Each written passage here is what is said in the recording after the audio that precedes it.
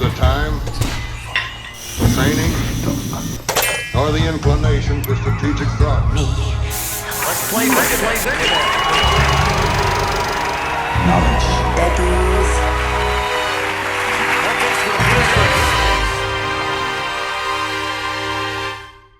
Hello, hello.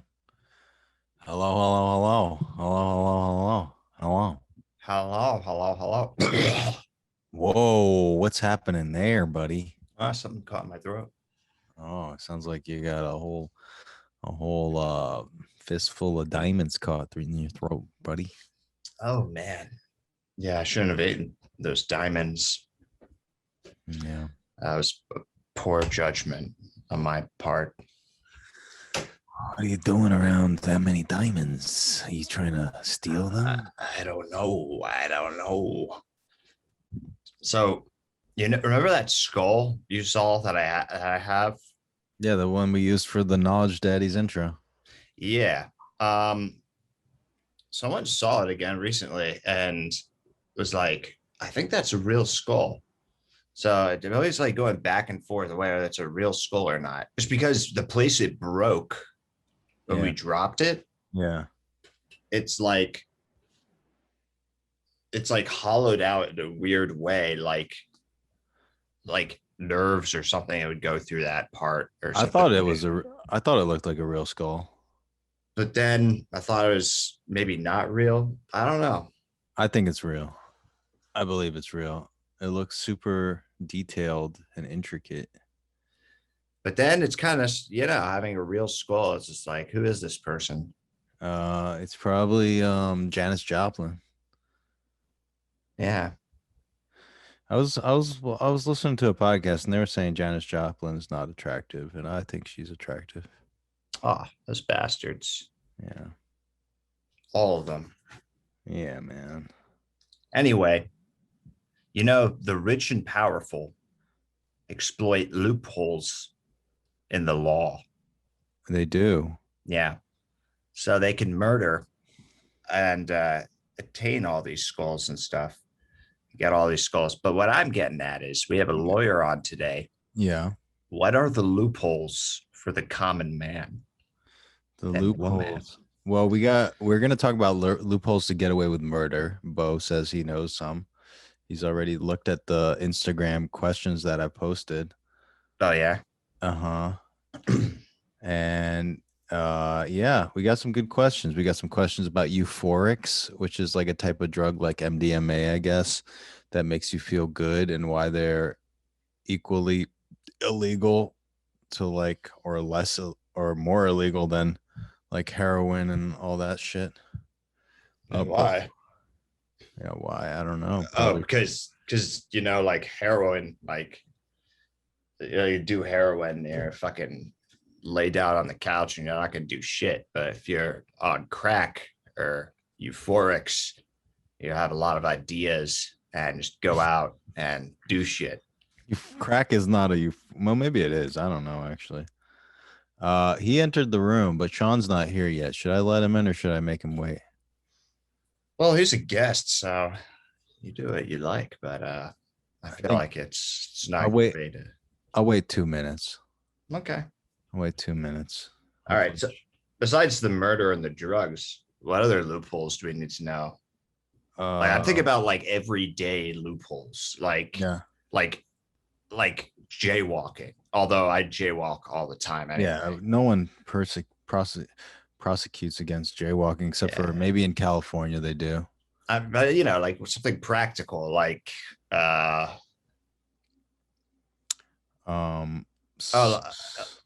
taxes. Yeah, taxes. That's a good one. I want to know tickets. I mean, I want to know about how to go. I'll ask this later. I don't want to talk about it now. I don't want to let the cat out of the salami sausage sack. All right. All right. That's cruel. Yeah. I don't want. I know. Okay, fine. I do want to let that cat out of its misery. Oh, I'm sorry. That's where it lives. This sausage cat. They like it in there. I used to do that. I used to put socks on my cat's head and my ferret's head. just to see what they do. I thought, and they would move. They would freak out. They don't like it, but I thought it was funny. Really? Was I torturing animals? Maybe. Yeah. I mean, it wasn't like super tight. And they could breathe. They could definitely breathe. It's not like they couldn't breathe. Yeah. But you're gonna like you wanted to like send them to rob a bank or something. I wanted to send them to clown school. That's what I wanted to. I'm gonna take a clown class on. All right, I'm letting Beau in because Sean's late. Okay. Yeah. Beau Esquire. Beau Akers, Esquire. Hello, Mr. Beau Esquire. Are we recording? Oh yeah. All right. How you doing, man? Oh, dude, fuck, another day, another dollar.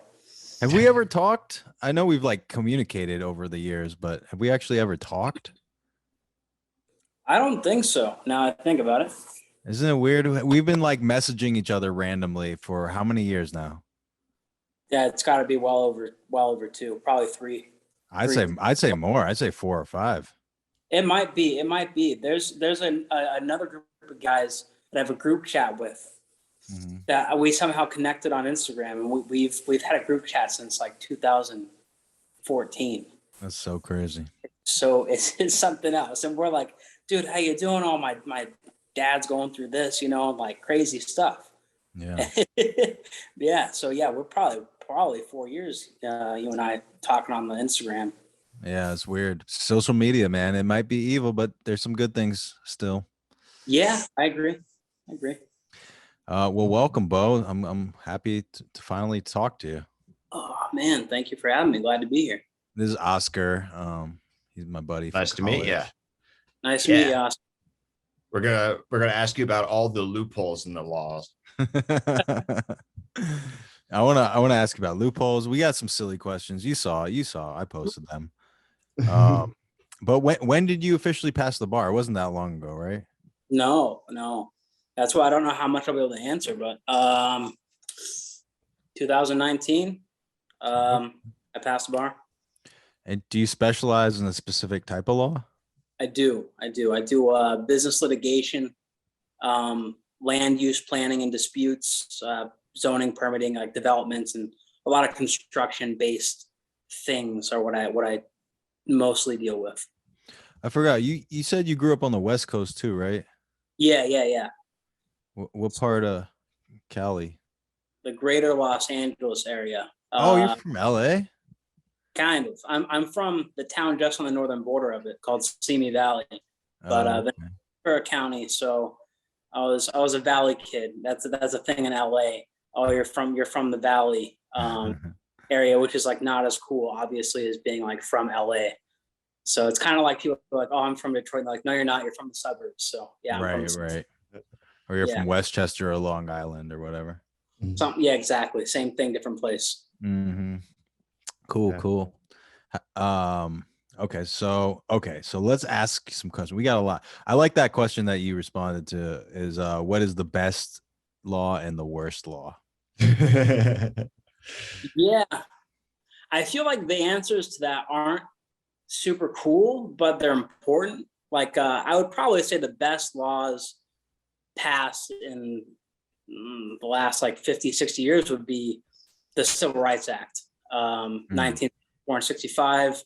Trying to bring, at least on the way of bringing an end to segregation and equality in public and in employment, as well as voting rights for people despite their race, gender, creed, or those. Yeah, that's important. That's definitely important. Worst law? Geez, there's so many bad laws. That's why there's lawyers. Yeah, I don't know what the worst law would be. I bet you there's some crazy stuff out there that just makes no sense. It's like, why does that exist? Worst law probably was stuff that existed before the Civil Rights Act, honestly. Made it illegal for somebody who was of color to drink from a drinking fountain, Yeah, Jim Crow, all those Jim Crow laws. The laws were terrible. Today's society, you got stuff like in the news today, for instance, Texas with shortening the time frame for abortions. I'm a moderate all the way. I lean left and right on different issues, and like that's one where it's like, that should be a woman's choice, and more so, it shouldn't be the government's say on what you can and can't do with who you are as a person. Person has to make that decision, not the government. So For sure. I'm pretty sure it'll hopefully get shot down. Like Okay. Now we need funny answers because you do stand up occasionally, right? Yeah, I do. I dabble. Yeah.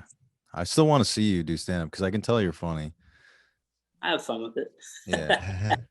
I was interested in you said you're into zoning laws, right? Yeah. Property and zoning. So Sorry.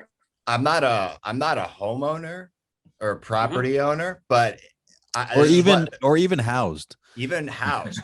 But if I get a plot of land, right, and say it's a small plot of land, because I live outside the city, to maximize. Why are you rubbing your chin like that? Because I'm plotting. Okay, so can I stop you here? With that being said, I see that you have a background that makes it look like you're inside a house. So it's an apartment. Somewhere with a fake background to make it look like you're indoors right now. Yeah. He's under the highway. I'm under a bridge right now. There's strangers like walking by. There's somebody like petting a goose or something in the background. Yeah. So you get, if I'm lucky, I get a plot of land, right? Yeah. And I want to maximize what I got going, right? So I have a house, and what I do, since I can't afford any more land, and say I have super building skills, I start building up. I build a skyscraper, because then I can have a game room, like an indoor pool, just keep building up. Is there anything to prevent me from building like a super skyscraper? Yeah, probably. Besides my being not able to do that. And how can I get past that? Because this is my plan in life. So generally speaking, you have like a zoning map. It says what type of zones apply to different areas of a town or city. And some will say, agricultural or residential, but they'll have limits on like how many units can be built. So they'll say, oh, you can build like a 2-family or 3-family, or just a single family home is all that's allowed in that zone. So that's like the first step, is figuring out what zone your property is in to figure out what things you can and can't do with that property. But is that like bullshit though? Because there's like maritime law, and that's like different. The regular laws don't apply. Isn't there like sky law? There is, yeah. There is law about what you can and can't do above a certain height for your property, and there's also rights for like your neighbors, what we call abutters, the people that abut your property. So like you can't like move into like a tract, with single family homes or 2-story homes, and then build like a 3 or 4-story building, because then it blocks the sunlight from other people's properties. So like you have a right to a certain amount of sunshine. Although what you're talking about seems very New York to me. Let's just build. Yeah, but I mean, like in outer space, there's no laws. So who's to say? Not true. There's the space starts lower. So all right, hold on, Oscar. That. I'm gonna stop you there. One, we gotta say, hey Sean, you're late as fuck. Yeah, I genuinely thought today was Wednesday. I thought it was Wednesday all day today. And then you text me, I'm like, oh, it's fucking Thursday night. Sean, Beau, Sean. Sorry about that, Beau. Yeah. So outer space could come down. No, so the zoning laws don't apply. Well, there's no laws in space. Honestly, I think there might be laws in space, like there are like maritime law. There might be. Pretty sure space is treated like international waters. I bet it's on that grounds. I have not researched or ever looked into laws of space, but I bet money on that it's like international waters, like John said. Oscar, maybe if it's like the Jetsons where it's floating in space, or there's a satellite and your building is hanging from the satellite, maybe you could do it that way. Yeah. Dips it. Yeah. There you go. Okay. But I just watched a crazy video on TikTok about 1 and 2 and 4 family homes, and it kind of ties in with your what's the best law and worst law and with racism. And they were saying like banning multifamily houses like brownstones in neighborhoods was a way of like institutionalizing racism and like making it so poorer families couldn't afford to move into certain neighborhoods. Mm. Huh. I believe that because people are shitty, and it does. It is harder to find a place to live when there's only single family homes. I deal with that. I'm an attorney, and I live in a big apartment complex, and it's still stupid expensive. But trying to find like a single family home to live in, or there are multi-family homes a lot in the area that I'm in, and those are more affordable and you can find them a little easier. Obviously not during COVID because there's like nothing available anywhere. But that is an issue, and a lot of towns try to give like a percentage, like every single town in Rhode Island has to have a certain percent that's designated for like subsidized housing or affordable housing. Yeah. And even in Massachusetts too, because I'm in both states. I live literally the border of Mass is at the end of my parking lot. Yeah. But so you don't, I was just gonna What? say you don't normally see like 2 family houses next to 1 family houses like in between each other. No, you do find some of that in Rhode Island and Massachusetts where I'm at, but like they were grandfathered in another Right. zoning term. And it's hard sometimes, like you can get grandfathered in and then they say, oh, you can't do anything more than this. Things like that. Or they burn down and then when you try to rebuild, they say, oh, too bad. You got to rebuild it as a 1 family. Yeah. Okay. Well, I want to move on to the next question. Oh, by the way, I want to shout out Frankie Becerra for that best and worst law question. That was a good question. That was, Yeah. My buddy Natan Badalov wants to know, how do you get away with slapping somebody in the face? dude, that's a tough one. That's assault and battery. There's no laws that make it okay to like slap somebody in the face and What if- a stranger or assault somebody. Can you goad them into slapping you first and then you can slap them? Then you're getting into self-defense, which that might be justifiable, depending on your state. Though every state's self-defense laws are different, Oh, and, what it gets real tricky. what What are if you're like challenging them to a duel? Yeah. Okay, so that's something that I heard about when moving out here. At one point, they said, "Hey, in Boston Commons, right across the street from Harvard, it's legal still in the state of Massachusetts to have a duel, whoa. as long as it's on a Sunday and the governor is And what is present? the governor." So for Mass, it's Governor Baker. So as long as Governor Baker can pull up a chair and it's in the Boston Commons and it's a Sunday, supposedly you can have a duel. I don't know if that still exists because I was looking up some of the statutes for Mass earlier tonight out of curiosity, and there were 3 of them specifically about dueling today that are still enacted. And Wow. it looks like from reading them that you can't make a deal to duel somebody who's an out-of-state resident. So if you kill them in a duel, you can get charged. Or if you go out of state as a Mass resident and duel somebody and kill them, you can get charged in whatever county you're from. But it looked like that if 2 people wanted to duel from the same county, they might not get arrested for murder. Do you think Maybe. federally, like they would prosecute you? Depending on how much publicity it got? Maybe, but if it's all within the same state and it's both people are in the same state, You it would- can't it would ever most- leave that state though, and then you can't leave the state. yeah, oh no, you're hanging out in Massachusetts forever. Imagine the pay-per-view dollars Jake Paul could get if he like dueled to the death and Yeah. If he's like, one of us is gonna die tonight, I'd watch that. yeah. Me too. And I would. It's illegal to. I think from what I read, there was a few statutes down from the ones on dueling had to do with prize fighting for money, and there's a penalty for prize fighting in Massachusetts for money. So I haven't seen any boxing matches for money in Massachusetts now that I recall. And I box. I belong to a boxing gym, and whenever I go for a fight with any of the people that I box with or any of the pros that I know, it's always in New Hampshire. The live free or die state is where all the fights for money go down. Whereas out here, did an amateur fight a few weeks ago, like a month or so ago now, and it was for no money. I just kind of stepped in to take a punch for somebody. That makes sense. I can't think of any UFC events that have been held. Oh, there have been tons of Boston UFCs. A TD. Okay. When was the last one that happened? I mean, I guess it's been a couple. No, there have been a bunch of them there because there are a lot of like Irish people they put on those cards, you know, because there's a lot of Irish fans. They definitely have done it. I think Conor McGregor fought in Boston against Max Holloway early on. That makes sense. I mean, there's got to be something where it allows it because, I mean, it's a fighting Irish. There's just a lot of stereotypical aggressive Irishmen in the area. I deal with that for a living.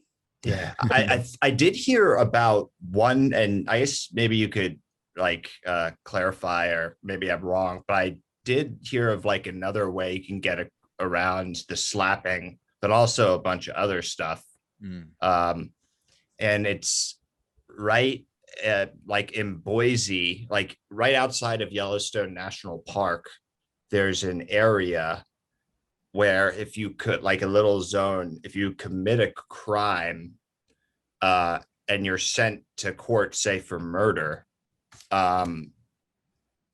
you are like, you're sent to trial and you technically don't have enough people to be a jury at the trial to like constitute a trial of your own peers. And you're like, you know, and that's like one of your rights is you're guaranteed a trial, you know, of your So you own just have peers. to kill you just have to kill enough of your own peers. Yeah. Yeah, they just literally can't prosecute you. Have you heard anything like that thing before? It's called the zone of danger. It's a 50 square miles that's in Yellowstone. Not the danger zone. It's called it's the danger zone basically. Danger zone. And so it's a weird thing. It's not that it's illegal. It's that it's tremendously impossible to prosecute. Like you said, to have a group of your own peers as your jurors, because it falls within the state of Idaho. However, the federal district for the entire scope of Yellowstone is to Wyoming. So if you pull off a crime in that portion of Idaho, they can't draw people in from Wyoming because it's Idaho. So they have to do the jury pool in Idaho, but there's nobody that lives in that area to constitute enough to even have 6 people. On the other hand, they haven't really dealt with it where it's gone to court and anybody has committed a murder where it's been prosecuted in that area to date. But there was a moose hunter in, I think, Montana, which takes up part of that area. And he was prosecuted. It didn't go to trial. So we didn't get to have an answer there, but he did plead guilty and do 4 years time for killing him, for poaching a moose, basically in that no 4 man. years? 4 years for poaching a moose? Moose are endangered. It took it 7 to 4, 7 years down to 4 years for Jesus.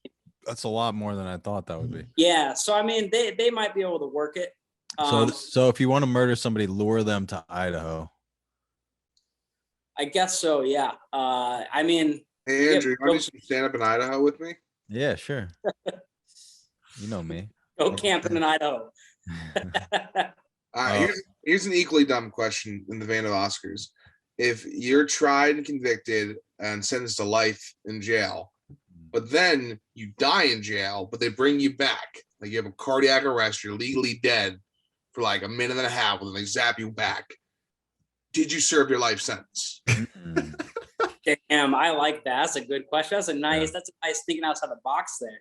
I'd probably say yes, but at the same time, if I were that person's lawyer and they did die and they were legally dead, I'd shoot for the argument.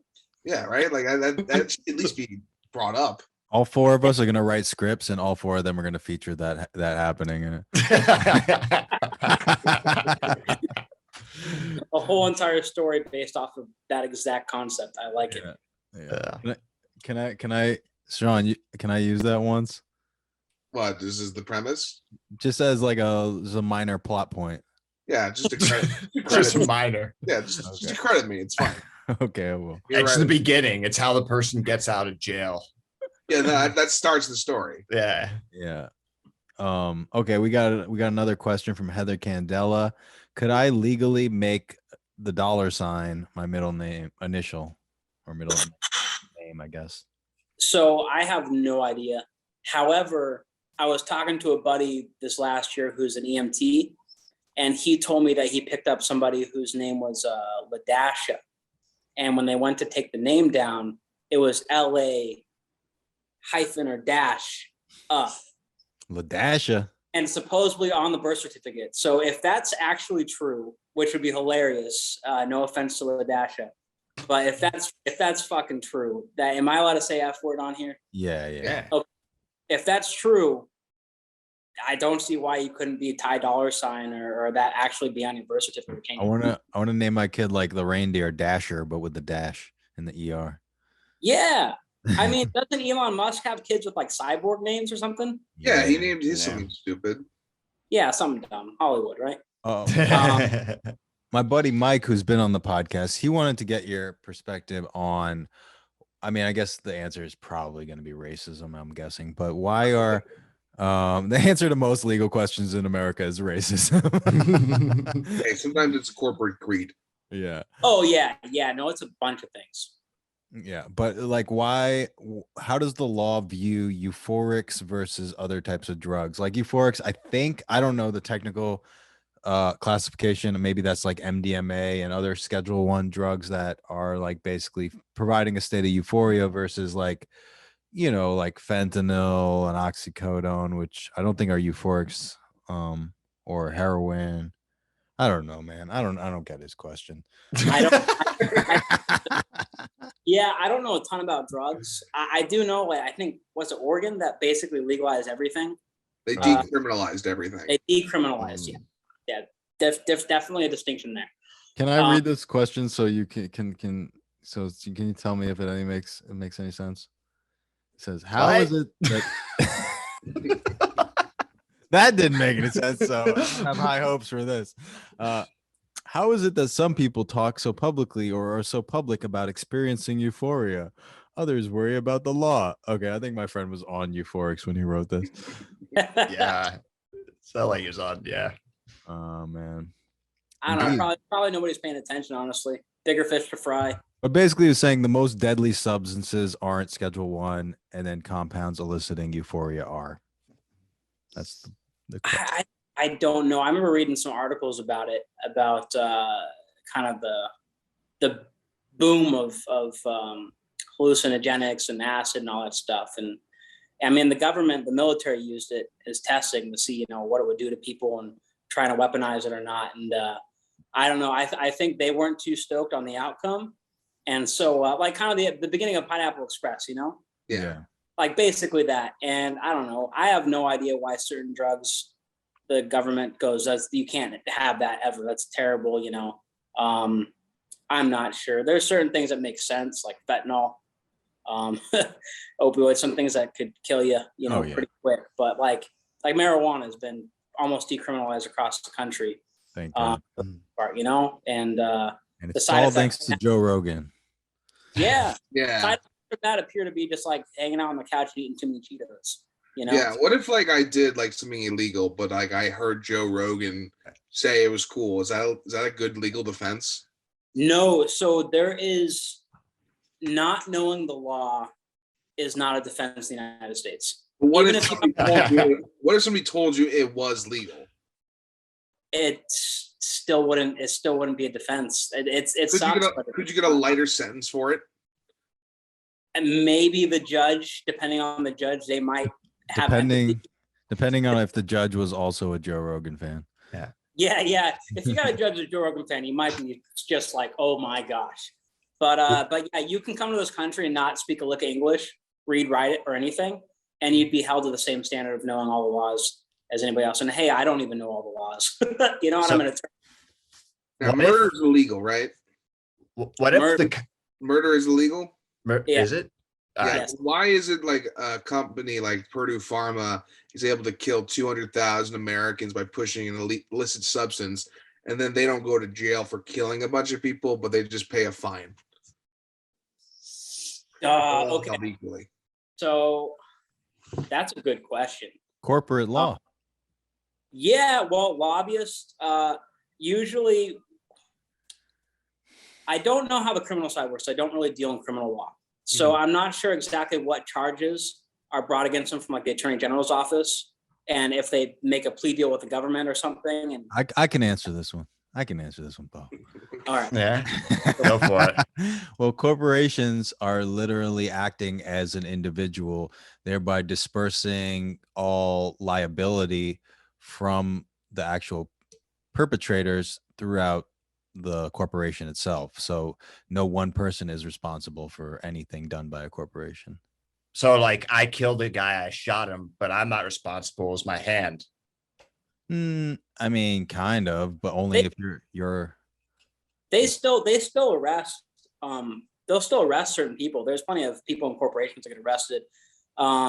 There's obviously, as well as criminal for the same thing, there'll be civil suits brought by people who were killed by a drug. And generally speaking, they'll just dish out large sums of money to settle it, and then have confidentiality agreements signed, and you get paid off, and like, hey, is this enough money to keep your mouth shut, basically? And even in a sense, if you went through trial and it was public and people got to hear about it, which would do damage to that company, obviously. But if things do go through trial, at the end of it, your compensation is monetary, because obviously you can't bring a life back. And so the purpose of the judicial system as a whole is to make a person whole, or as much as possible whole again. And obviously there's limitations that you can't bring back a life or a limb. But they'll try to assign a value to your arm if you lose your arm, or a value to somebody's life if they lost that life. And they'll look at how much is that person worth? How, what do they do for a living? What would be their end result of, like, what would they produce or make for their family? Things like that. And then it gets more complex. So then you have insurance that jumps in. So then you're fighting with insurers to make payouts, and all this fun stuff that gets really frustrating for people like me, and has to just fight them and attack them. So a lot of times, side note, if you do get in like a car accident or something, which I don't do a bunch of, but we do some of that stuff, it's not really the attorneys that are dragging everything out. It's the insurance companies that don't want to pay, and they'll fight and fight and fight until they've finally paid as much as they're willing to pay to the attorneys that represent the insurance company. And then after they get all through that, before the eve of trial, because none of them ever want to try a case, then they settle. And that's what, like, a small firm like I'm in, like a family firm, that's what we deal with, is these big, like, conglomerates just dragging things out. Jesus. Yeah. All right. All right. So this is kind of on that note from Mika's corner, all the way from Norway. She wants to know, why do Americans sue each other for every little mishap? That's the impression we get in Europe. Yeah, that's a fair impression that I get, man. I'm swamped right now. I've got a 3-day weekend, and I'm planning on spending a majority of it litigating, in a sense, writing briefs and writing arguments and everything else. It's not that way in all actuality. A lot of people don't file suits for things that happen to them. They don't know that they have the ability to be compensated for somebody doing them harm. I know my family, we didn't grow up as a sue happy family. Like, we got fucked over a handful of times and had no repercussion. Didn't know that we had repercussion. And on the other end, it's also a cost factor analysis. People get hurt for A, B, or C, and it's like, well, look, like, yeah, you got hurt for this, and somebody might owe you, or they fucked you over $1,000, right? And like, oh, I want to go after them for that $1,000. Well, the costs of an attorney is quite high across the country, generally speaking. And so, you might spend more money trying to get what you lost. And sometimes you just call it and you go, okay, it's just not worth going after it. And that's another issue with the legal system, is that shit, I couldn't afford myself, to be honest with you. And my rates that I have are ridiculously high for a law firm compared to some of the towns around me, like Providence, what they bill at, or what Boston bills at, or New York City or LA. They're billing, some of those New York City bills at like $2,000 an hour. So unfortunately, when it comes to civil matters, business and things like that, the law, the judicial system favors the wealthy. In all honesty, there are plenty of programs, plenty of departments and organizations that have attorneys to help people out who are quote unquote indigent. I think I pronounced that wrong, but Indigent. Yeah, there we go. Thank you. It's been a long day. But people that have money, you know, you are able to find legal help in that aspect. I mean, like the public defenders would be a great example, provided basically by the state, you know, subsidized by the state. Sounds like a new Marvel movie. The public defenders. That would be a fun either little show or a movie, having the public defenders and all the shit show stuff they have to deal with. Or they're all superheroes and they all get tied up in court and then they go fight the people. Yeah. They realize the legal system doesn't work, so they just beat the shit out of them. Yeah. Kind of like Dexter. Yeah, pretty much. Mm-hmm. I mean, that's basically our questions. I had one question, a legal question, but I don't know. It's Canadian law, so you probably don't know it.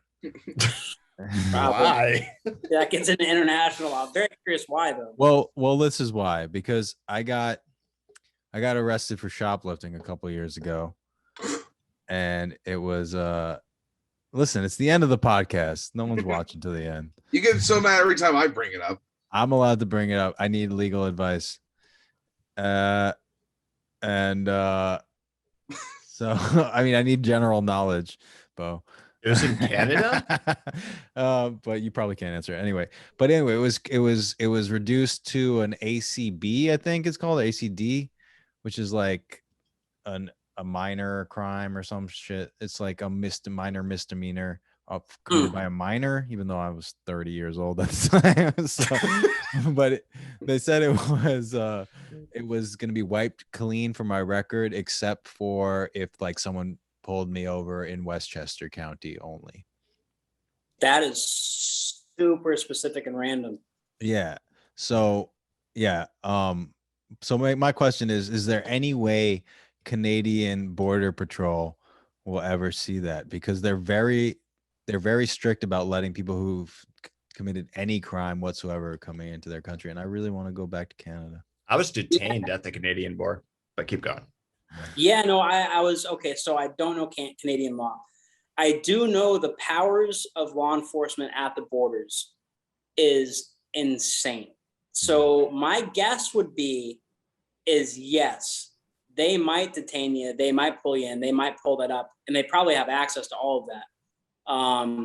It sounds like Oscar has had a situation at the border. They say Surrey. They're like, oh, I'm so sorry. No, they took my phone. They looked through my phone. They said, we found traces of heroin on your phone. There's no way. Heroin's never touched my phone. I know that for a fact. You don't know I like I that. don't know that for a fact. Unless someone took my phone and rubbed it in heroin, and I wasn't looking. You But could put it down on a bathroom counter that someone would put heroin on. Yeah, I guess. But yeah, they were like giving me shit. They're like, you deal in heroin? I'm like, no, not dealing heroin. No. You kind of look like you'd be dealing heroin. I mean, So- yeah, I look sketchy. You Kind sound of. like you're on heroin. Yeah, I mean, Yeah, fair enough. yeah, they have a lot of power there. So does the U.S. I mean, U.S. Border Patrol on whatever border you're on. I mean, they can go through and confiscate basically your laptop right there and go through it. They have a lot more reach than general law enforcement does.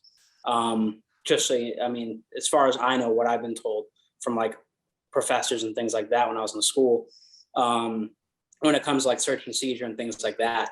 On the other hand, I went to go get my VIN check done on my car because I saw plates from out of state, and and I got held up for like 45 minutes at the police department while they kept doing everybody else's checks. And I'm sitting there, and I'm the nicest dressed person because I took time off work that day to go in, and they held me up, and I'm like, dude, this guy to my right looks like a fucking crackhead, and he's chilling, he's on his way in and out, and I'm sitting here in slacks and like a button up shirt tucked in like an asshole, and I'm sitting there waiting. I'm like, they're running my stuff, they're running everything on me.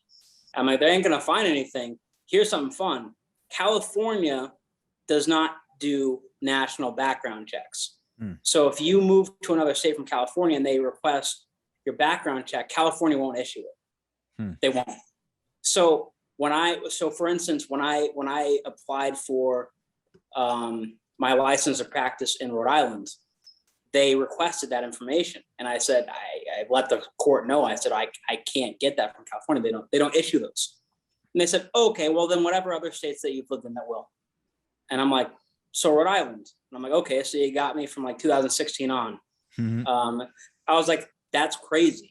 Like, what if I was a nutcase from California, which are plenty of them, Right. you know, moving in other states. Yeah. But okay, but I'm still in denial about what you said about Canada, because listen, they before I went to trial, you know, with because post trial they were like limited the distribution of that information. Pre-trial, they probably weren't distributing that internationally of like something like. Listen, They if have to you be can't do the organized. Time, don't Yeah. do the crime. I feel like that would be more of a. I feel like law enforcement would have a better answer for that one, to be honest with you. Yeah. I don't know, man. I don't deal with Canadians very often. When I do, it's usually just kind of indifferent, you know. And then I have a document that says the case was dismissed too. Well, that's good. Yeah. Keep that, you know, just in Yeah. case. Yeah. Get a piece of paper that says I'm not a creep. That wasn't what was on trial though. Man, God You're bless always on trial for that. What it was on trial was whether I stole, and that was dismissed, even though I did. Oh, that's admissible. Get them, officers. Yeah, I mean, oh God, that's fun. Everybody makes mistakes, man. Mhm. Yeah. He just did I his made it mistake every multiple week for a times. year from at Whole Foods. At Whole Foods. Oh, there was another question that was asked about pineapple pizza. I gotta say, I'm not a fan of pineapple with Canadian bacon. Maybe it's just me in Canada, not a huge fan. But pineapple with pepperoni, man, that's something that I tried one time, like on my own accord. And I Yeah. gotta say, the sweet and saltiness of that Oh yeah. is a stellar combo. Hell yeah. Oh. Objection sustained. So, all right. On that note, I mean, this was a great episode, Beau. Yeah, thank you. Thank you so much. Yeah, thanks. In summation, fuck the police. Fuck the police. You guys have a good night, man. You You too. too. Thank you, man. Thank you for coming on. Well, Oh yeah, Beau. Do you want anybody to like look you up, or do you want to just stay anonymous? oh man, I usually just keep it private so I don't keep getting all these fake bimbos trying to like add me. That's pretty much why I've been private. That's fair. No, if there's people that are fans of your guys and stuff and they wanna add me on the Instagram, they're more than free to do so. I'll see that they're like following one of you guys and I'll be like, okay, cool. They're mostly criminals. No, they're not. That's business, you know. I can refer them out. Okay, so yeah, at the real Beau Akers. Yeah, it's at the real Beau Akers. Okay, cool, man. All right, dude. Well, thank you again, and have a great night. And I hope to eventually have a beer in person with you. Dude, I gotta make it down to New York City at some point. Yeah, hit me up when you're. Yeah. Once you guys are done flooding your subways and you know. Oh yeah, can we sue Mother Earth for fucking up our city? Yeah, it's all Trump's fault, man. It's whatever decisions he made when he was president are really messing with nature right now. A little bit. He did do a thing where he signed like you could just dump any toxins you want into the water, and now the water's striking back. Mm, Rats are doing fucking backflips in the sewers. got it. Yeah. It's good. All right. All right. All Well, right. that's enough. All Good night, right. everyone. Good night, guys. Good night. Good night. All right, how do I get out of here? Stop. Throw the laptop. I was gonna stop the recording, but I might as well say goodbye to everyone. Yeah. Here, I'll Yeah. do it. I'll remove you. All right, never mind. I love how every time you remove somebody from a Zoom room, Zoom asks you if you want to report them. No, they're having trouble getting out. Yeah. Yeah. Just helping. Yeah. Aiding and abetting. Yeah, guys. Well, that was a good episode. It was fun. Yeah, Beau's the man. He's a good guy. Cool, dude. it is cool. Everyone, thank you for listening. Please rate and subscribe and tell your friends. We're also on YouTube if you want to watch and see our beautiful faces. Yeah. Please watch the YouTube because I feel dumb doing the both edits and no one watches the YouTube. Yeah. Makes me sad, especially when I do a whole episode and the person has to cancel. Oh yeah. Oh yeah. That'd suck. Oh yeah. Whatever. Sorry, Sean. All right. Bye everyone.